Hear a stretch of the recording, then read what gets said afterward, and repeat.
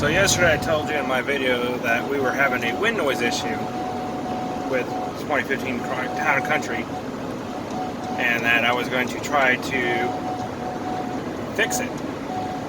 So yesterday I pushed down right there on the top of that to try to help cut down the wind noise.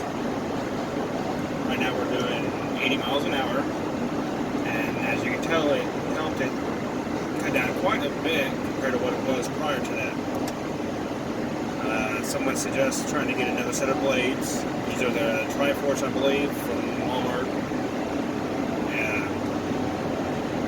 But bending that top there down, just holding it back a little bit to put some more pressure on it, seemed to actually help cut it down quite a bit. If it works for you guys, let me know. If not, keep trying. All we can do is keep trying. Thank you.